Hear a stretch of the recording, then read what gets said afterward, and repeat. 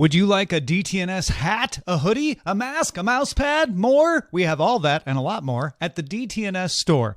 dailytechnewsshow.com/store. Coming up on DTNS, Meta's first metaverse-adjacent product opens up to everybody. The EU makes a decent attempt at defining gig workers, and has Kickstarter kickstarted the decentralization wave? This is the Daily Tech News for Thursday, December 9th, 2021 in Los Angeles. I'm Tom Merritt. And from Studio Redwood, I'm Sarah Lane. From Austin, Texas, I'm Justin Robert Young. And I'm the show's producer, Roger Chang. There is more than just Daily Tech News Show that you can dream of in your philosophy or get by becoming a patron. Get Good Day Internet, patreon.com/DTNS. Big thanks to our top patrons, including DeGracia A. Daniels, Erwin Sturr, and Ken Hayes. Let's start with a few tech things you should know. Don't press that button. The prisoner has a last-minute reprieve. Probably not actually how it went, but the U.S. Court of Appeals for the Ninth Circuit granted a stay of the order to allow developers to link to third-party payments. The judge wrote that Apple's appeal raises serious questions on the merits of district court's determination, indicating a possibility of overturning it. The stay of the original order does not apply to the requirement forcing Apple to allow communicating with customers through points of contact obtained voluntarily from customers through account registration within the app. Of course, this is just a stay on that part of the order. A final decision on it will wait for the full appeal to be heard, which could take more than a year. Instagram announced the return of the chronological feed coming early next year. That's not exactly how they described it, though. Instagram comms on Twitter, no less, tweeted, "We've been experimenting with favorites, a way for you to decide whose posts you want to see higher up, and we're working on another option to see posts from people you follow in chronological order." What a great new feature. Instagram removed the ability to browse a chronological feed back in 2016. Italian antitrust regulators fined Amazon $1.2 billion for abusing market dominance by promoting Fulfillment by Amazon, or FBA, its own logistics service. The regulator claimed that companies had to use FBA to access key benefits like Prime delivery and to participate in Black Friday sales, considered crucial for success on the Amazon marketplace. The company called the fine unjustified and disproportionate and will appeal. Amazon says third-party sellers can use their seller-fulfilled Prime service, which gives them access to Prime without requiring FBA. Following up on Wednesday's note that Apple would announce its first mixed reality headset next year, analyst Ming-Chi Kuo strung out a few more details that he has learned. Kuo's sources tell him that Apple will use 4 sets of 3D sensors in the device for hand tracking and object detection. The sensors are expected to be higher quality than what's in the iPhone right now, the one that's used for Face ID, among other things. The sensors will supposedly also do eye tracking, iris recognition, voice control, skin detection, expression detection, and spatial detection. The upshot of this is, if Kuo's right, you won't need a controller. Oppo announced a foldable smartphone called the Oppo Find N. Looks similar to the Samsung Galaxy Z Fold, with a large internal screen and a smaller outer screen to use when the device is folded. Oppo's external screen looks a little more like a typical smartphone than the tall, thin Fold 3 screen does. More details are expected when the Oppo Find N launches on December 15th. That'll be the second of Oppo's Inno Days, where it will show off its concept devices like a phone with a retractable camera. All right, let's talk about Matter, the smart home standard coming together to make smart devices interoperable among the members. And the members include Google, Amazon, Apple, and Samsung, among many others. So it looks likely to succeed. That's becoming a standard next year. The Verge notes that Matter, in addition to making your smart lock work with your smart assistant and your smart garage door opener, includes a protocol for casting to televisions. Right now, there are about 5 different main ways to cast, depending on what devices you use. The 2 main ways that you're probably familiar with are Google Cast and Apple's AirPlay. Ideally, a Matter protocol would replace all those, but it may not. I'll explain. Amazon is leading the development of Matter's TV protocols, which kind of makes sense because Amazon doesn't have their own protocol, unlike the rest of the big tech companies out there. And the Amazon Smart Assistant is one of the main ways of interacting with TVs by voice, so it has vested interest in making this work easier. The Matter spec as it's being written, supports casting from a Matter client, so like your remote control, your smart speaker, your phone app, etc., to an app running on a television or a television-connected streaming device that supports Matter. Now, if your app is running on a device that doesn't support Matter, it can also support URL-based casting, which means there doesn't even need to be an app on the TV side. The TV just needs to support Dash or HLS DRM streams, and most TVs and devices support at least one of those, if not both. In addition to casting from your phone, the Matter protocol could let smart devices like your door lock or your doorbell send a notification to the TV without you having to set up communications between them, even showing a video feed from your doorbell, say. It doesn't rely on the cloud, just your home network, Ethernet, Wi-Fi, or the Thread protocol. The spec will need apps to build in the support first. That's the gating factor. On the TV side, it can work with URLs, like I said, but it will work better if the TV is Matter compliant. Samsung, TCL, Panasonic, and LG are all involved with Matter, so that's good news. But Vizio, Sony, Toshiba, and Roku are not. And keep in mind that a member company doesn't have to support every single part of Matter on every device they make. So Apple and Google don't need to support the Matter TV casting protocol. But if Amazon does, you would still be able to cast from a phone running Prime Video, an app that Amazon makes, to the Prime Video app on an Apple TV or Google TV, because they make the app on both ends. They can use the Matter protocol there. I don't know how much this really matters to most people, except in the fact that if it all worked out, they would no longer have to guess which button to tap to cast something from a phone to a TV, right? Yeah, and more specifically, it will be simpler and hopefully encourage people to use these devices interoperably more. What I think is, remains to be seen is the rubber still has to hit the road on exactly how many of these features are going to be supported per device. And that, I think, will be tied to how these companies want to differentiate their products and what features they do want to keep exclusive, be they things that we already have or new features that they want to roll out. Yeah, in the case of Google and Apple, I can see where the companies, I don't know.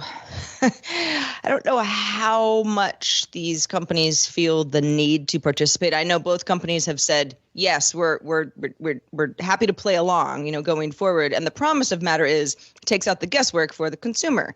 But like you said, Tom, there are already certain televisions that are Matter compliant. Other companies have not gotten on board yet.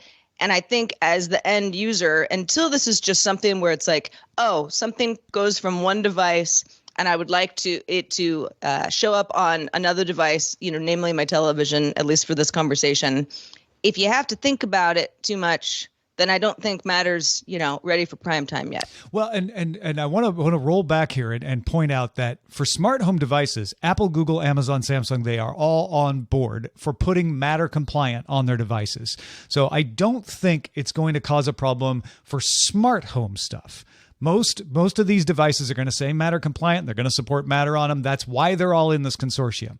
But when you're talking specifically about TV, it's not against the rules, and I wouldn't be shocked if Apple's like, yeah, we're not going to put Matter compliant on the Apple TV. Although there will be some pressure to be like, hey, wouldn't you like Apple TV to be a smart home hub? And you want it to be Matter compliant. If you want it to be a smart home hub, maybe they do, maybe they don't.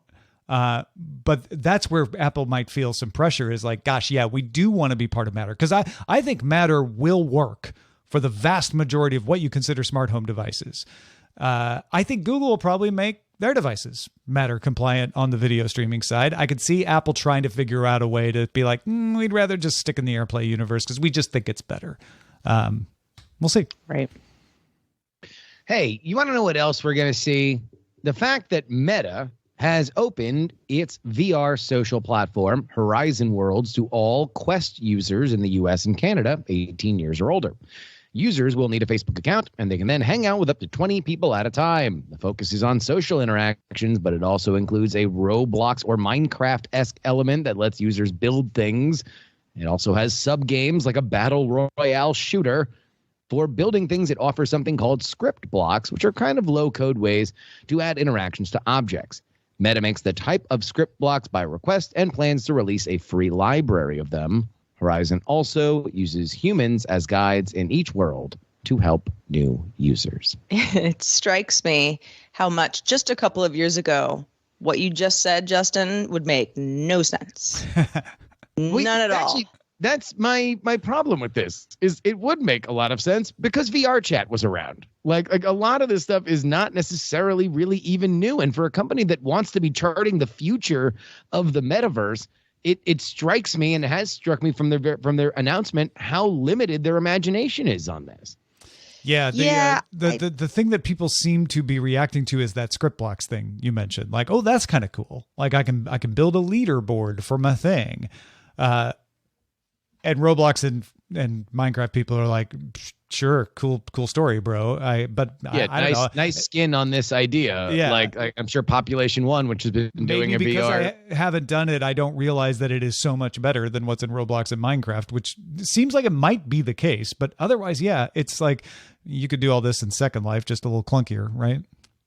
Well, I mean, obviously there is an immersive factor with VR that does make things different. Like it is functionally different to play Demio than it is to play a tabletop game that would give you a lot of the same experience. It's functionally different to play VR mini golf than regular mini golf. That being said, the idea here is that Meta wants to kind of bring this to the masses. They want to show that what the world of a virtual addendum to our physical domain can do. And maybe I'm being overcritical and I'm being over cynical and I'm rolling my eyes when I don't need to say that this is a tepid first step, but it is a first step. And this is what they want. This is what they envision their version of VR chat can be, because VR chat is admittedly a bit of a cesspool. Yeah, when this was something you had to get an invite for, I didn't try. I just didn't care. But now that it's open, I have precious few friends on the Quest, but I do want to try it out. I'm not sure how much stuff I'm going to build. Maybe I'm wrong. Maybe it'll end up being more fun than I think. But the social platform stuff, I've messed around with some of that, even just kind of like, I don't know, hanging out with strangers in a movie theater. It was weird. But still, it's like there's something there. We're just in the early days of that. And Meta isn't the only company to try it. And I know there are a lot of folks who say, well, you need a Facebook account. Not going to be me, and that's fine. But I'll give it a shot. I'll report back. Message us. Tom, Justin and I will hang out with you. Good. In the next 12 months, will we have a DTNS pre-show meeting in Horizon Worlds? I mean, now that you've asked, then yes. Yeah, because that's definitely what we need. I don't know if everybody in the pre-show meeting has a Quest, so there might be. Well, I think you should be able to call in, right? They did that in the demo video. Oh, they had is that right? Okay, yeah. So maybe we'll just make a point of doing that just to try it out. I think we're going to regret it. Kickstarter announced the development of an open source protocol that will essentially create a decentralized version of Kickstarter's core functionality, living on a public blockchain and enabling everyone, including competitors to Kickstarter, into the crowdfunding space to use or build upon the technology. The protocol will be built on CELO, an open source blockchain using proof of stake. CELO claims to be carbon negative through its use of offsets. The new platform will have an independent development organization and governance lab. Kickstarter will fund the development organization and also appoint their board. The governance lab will develop rules that Kickstarter and other platform operators could use for the protocol, as well as publish research on best practices. Wants to be pretty involved. So basically, Kickstarter will open up the way that the platform works mechanically, but also the way that it handles the rules and processes for how you propose ideas, make decisions, and resolve conflict. Maybe one of those or both will be a decentralized autonomous organization, or a DAO. Kickstarter expects to move its own service to the new platform in 2022, though the user experience should stay the same. Which was my first question, was like, okay, yeah. I have never run my own Kickstarter campaign, but I know plenty of people who have. I've certainly been involved in, the crowdfunding part of it. How does this change that experience? Yeah, this isn't designed to directly change Kickstarter. It's designed to make it so that Kickstarter can improve itself maybe faster in ways it wouldn't have otherwise. So as a user of Kickstarter, you would notice in like, wow, Kickstarter got really good really fast. All those things I used to complain about are gone. If this were to work in an ideal world, which I'm guessing it won't, but that, that's kind of the idea, is that it just rising tide lifts all boats. Let's decentralize this. And so our moderation, for lack of a better word, what projects we allow, what our rules are, that gets better because we have an open and governance model. There are more platforms out there driving innovation in the open source platform. That helps Kickstarter. And Kickstarter specializes itself by saying the service we provide to you as a seller or buyer is what distinguishes us from the others. The actual mechanics and the governance become something that's just done by the community in general. And I've been waiting for this trend to catch on. We've seen inklings of it with Twitter's Blue Sky, with Mastodon, with all kinds of projects out there.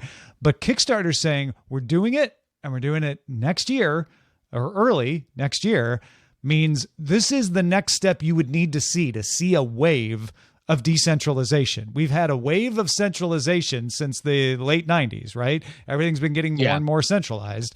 This is the pendulum starting to maybe swing back. This is what you would have to look for. So it's too early to say this will be the thing that makes it swing back, but this is a sign that the test of that is beginning. Yeah, and there's not a ton of risk for Kickstarter to create a lot of smaller, lesser-known competitors for themselves because they have an almost, a Coke or Kleenex-like dominance in their genre. The kickstarting is almost synonymous with the concept of crowdfunding. Yeah. What this will do is effectively bring an element of verifiability and trust that I don't think Kickstarter has a problem with now per se, but now would remove any doubt going forward and would allow people to see, okay, exactly in each moment, how much came in, where did it come from, and there's no server that can be fudged, even internally within Kickstarter. And the governance lab is got echoes of that Facebook oversight board, right? Where it's like, we are not the ones deciding who gets to be on the platform and not. We've got a wider group governing this for all crowdfunding platforms as part of this open source organization. I mean, it would have to catch on and everybody use it. When Indiegogo size up for this, I'll maybe start to be a believer, but yeah. I would love if every major tech company had its own autonomous court system that constantly argued with the company itself like Facebook's oversight board did. I think that would be healthy and good. Folks, we love getting ideas from you. We do it every day by looking at our subreddit. It's actually a place where I recently answered a question where somebody was confused about why they were getting certain episodes in a feed. And I explained there's a problem with that feed. That's not the way it's supposed to work. Go on our subreddit. Let us know what you want to hear us talk about on the show. It's dailytechnewsshow.reddit.com. The European Commission proposed a directive which could lead to gig workers across the European Union, your Ubers, your Deliveroo drivers, gaining legal protections of the class called workers in the EU, which is a slightly different class than employees in the United States. Workers have rights to a minimum wage, paid leave, unemployment and illness benefits, pensions, and collective bargaining, which is different. Employees have all those rights and some other rights as well. The Commission also aims to increase transparency over how employees are managed by algorithm, including giving workers the rights to contest algorithm-based decisions. So transparency, this is how the algorithm makes its decision, and some kind of mechanism for you to challenge that if you need to. The key here is to lay out criteria to determine when a platform is simply an intermediary, like Indeed, right? They're not employing the contractors. They're just helping contractors find jobs. And when it's acting more like an employer, which is Uber and Deliveroo, where they kind of tell you where to go and what to do. The criteria in the directive include determining or setting limits on pay. If you do that, you might be a worker. Rules on appearance, telling you what you can and can't wear. Rules on conduct towards the customer. Always greet them with this phrase. We're not talking about health and safety here. We're talking about things outside of that. Supervising and verifying the quality of the work. Restricting freedom to choose working hours and choose absences. Refusing tasks, whether you can or can't do that without penalty. And whether you can use a subcontractor or not. Something Uber doesn't want you to do.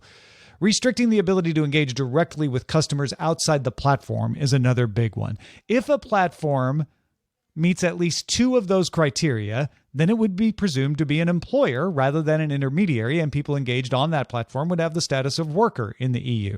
Platforms would have a chance to rebut the determination for their platform, but the burden of proof would be on them, not the state, to show that one of those criteria was misapplied.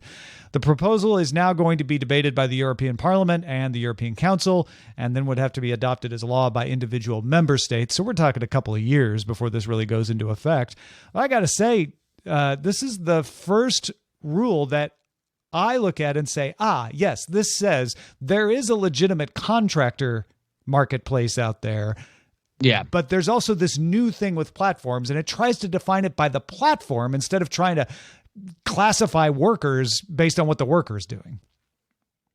Yeah, most of my EU takes boil down to, boy, do they like rules. And I believe that they like rules so much that they create even more rules. But I do think that this ruling, if you are going to have a ton of rules on employment, no matter what, then it does make sense to subdivide this pie a little more thin, and saying not only are gig workers separate from a salaried employee, but even further that there are other criteria that need to be met on whether or not you are effectively you are getting gigs out of this machine, or if you are being connected with somebody that would then give you a gig, and at that point that entity would take upon the responsibility of any of these burdens.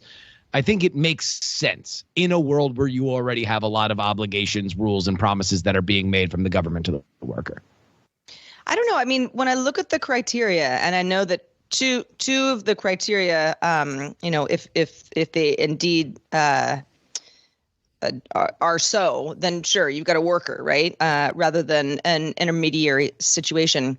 It seems like there wouldn't be very many intermediaries under these criteria. Well, and I think that's the key. And this is what I like about it, is it starts by saying, if you're a platform, it doesn't start by saying if you're a worker. Because, and I'm taking this personally now, in California, they created a law that defined employees based on certain criteria aimed at Uber, that Uber then went and got California to put an amendment, a referendum that exempted them from that rule, leaving me subject to that rule, but not Uber. And I'm not a platform. So what I love about this is it starts by saying, you're a platform connecting people. Great. Are you a marketplace for contractors, or are you really actually employing people? And this is the criteria. I think you're right. I think it leaves Indeed and, Fiverr and those exempt, because they're not telling you how to do the work, but then says, everybody else, all those other gig workers, those are workers. Yeah. I mean, again, we get into, I want the conversation that people take away from this to not be about thinking about the laws that that the EU applies to these employment classifications, because that's another separate conversation about whether that help or hurts business, blah, blah, blah, blah, blah. This is about the classification itself. And I do agree it is a reasonable way to define it, at least in terms of a gig machine versus a place where you find gigs. Hey, for years, this company, Microsoft, you ever heard of them? They've been pushing notices through its network when it detects that somebody is using an unauthorized copy of their popular product, Office. Warnings of security risks that pirated copies can have, encouraging them to get a legitimate copy. But now Microsoft is almost bribing the pirates, pushing a message with a link to get 50% off a Microsoft 365 subscription. That brings it to $35 a year or $50 a year with a family subscription. Get off the streets, kids. Get legit. Yeah. You No know, street drugs here. Not with Microsoft. my first reaction to this was like, darn, I wish I didn't already have a subscription. I'd go pirate a copy so I could get 50% off. Yeah. The big thing about this is this is not a move that they would have ever made in a pre-subscription model. And I wouldn't be shocked if you saw things like this from other heavily pirated software like Photoshop and stuff like that that also have moved to subscription models, because they're probably going to make more money off you if you even tried to go legit and then cut it out of your life than they would have ever trying to sell you a one-time version of this product that then they were going to offer a new version and they were going to bug you to upgrade that one. And they don't take the PR hit of a bunch of people who are like, I didn't realize I had bought a pirated copy. I was defrauded by someone, and then Microsoft shut me off, which is why they don't just shut them off now. They feel like it's better for them as a company to just try to convert people, because a lot of the people using pirated copies probably don't realize that they're pirated copies. So, I mean, a lot do. And a lot of them do, but then what are you going to do? Shut them off and take them to court? That's a game of whack-a-mole. Exactly. So, yeah. I mean, it's the same thing with like password sharing on these other subscription services. It's like, if you don't come in knowing that that's the case, then you're just going to piss off a lot of people. Well, if you are going to be in the Kentucky area of the U.S., it's a big area, but if you're looking for something to do while you're there, Chris Christensen has a tour idea for you automotive tech enthusiasts. This is Chris Christensen from Amateur Traveler with another Tech in Travel Minute. I'm going to talk about a place to go again. If you like tech, you should do an auto factory tour. It is really fascinating to see how automobiles are built these days with all of the automation and the robots that are involved in that. I've done a couple of them, but my favorite by far is the Corvette factory tour in Bowling Green, Kentucky. If you've really got a lot of money, you can build your own engine and drive your car right off the factory floor and be the first one to put the key in. Or you can just go on the tour. There's also a privately run Corvette museum pretty much across the street from the factory that you can visit as well. I'm Chris Christensen from Amateur Traveler. You guys going to get your Corvette at the factory? I mean, I'm drive it tempted right to off. Build my own engine, but I don't think I can swing it for a Corvette. All right, let's check out the mailbag. This one comes in from Russell. Russell's always got really good on-the-ground stories for us. The latest. On my nightly neighborhood wanderings, Russell says, I came across this new storefront for something called Fridge No More, which looks to be another entry into the 15-minute delivery space. Russell also attached a photo for all you watching the video feed of this. Russell says it was interesting. From what I could see, it was a waiting space in the front with bike delivery people kind of hanging out, and then a room in back with a bunch of shelves. It was in a pretty pricey building, so your conversation about how these startups are burning cash makes sense. Thanks as always for the great work, and I'm looking forward to the year-end shows.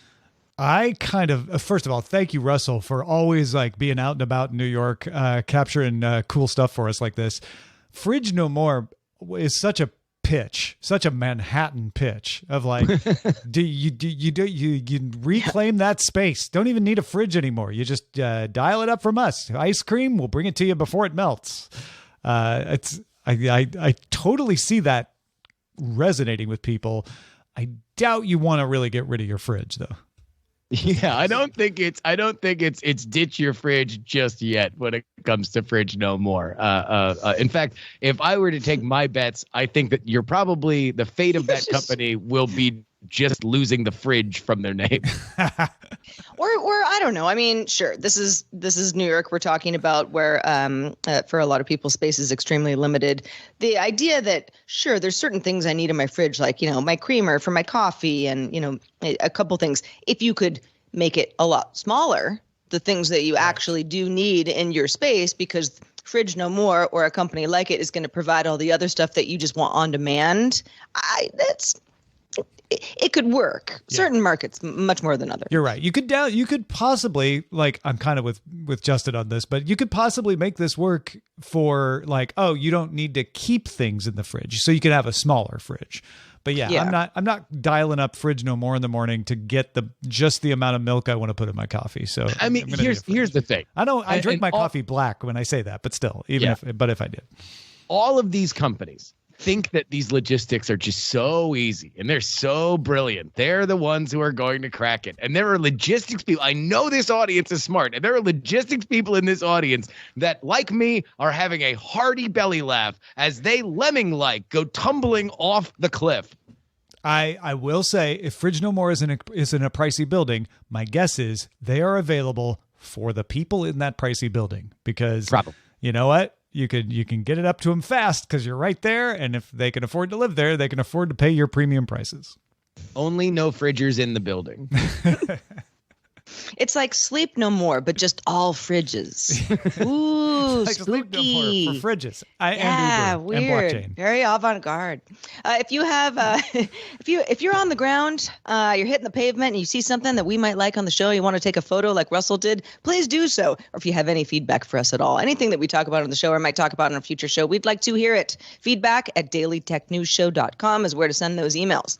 We also have a brand new boss, and we'd like to thank that brand new boss, Bayu Asmara, who just started backing us on Patreon. Thank you, Bayu. Yay! You're the best. They get this applause all to themselves today. You know, That's right. Yep. Standing now for well Bayu. done. Thank you for slipping in there under the wire too. Yeah, exactly. Thanks to Justin Robert Young as well. Justin, you are a busy gent. What have you been up to? Oh, well, you know me, jetting around town, busy as always. The Politics show is live tomorrow. And I know that the supply chain is something that's been talked about a lot on this program. Friend of not only me, but also everybody else in this show, Brian Brushwood, comes on to give a real inside perspective of what it's like to run a web store, specifically one that does a lot of bespoke stuff where a lot of supply chain issues have pretty much crushed his business to the tune of 45% down year on year. Hear about all of that in intricate detail. That kind of stuff interests you on tomorrow's episode of Politics. Yeah, if you liked Brian on the show Monday talking about that on DTNS, he's going to get into it even deeper with Justin. So it's the perfect companion to that appearance. Yeah. Well, we are live on this show Monday through Friday, 4:30 p.m. Eastern, 21:30 UTC. Did you know? Find out more at dailytechnewsshow.com/live. Join us if you can. We're back tomorrow with Shannon Morse and Len Peralta. Talk to you then.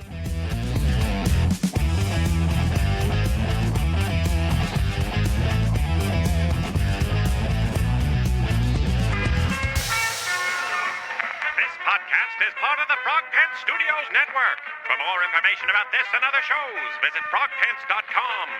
Audio programs so good, it's like you're there. Diamond Club hopes you have enjoyed this program.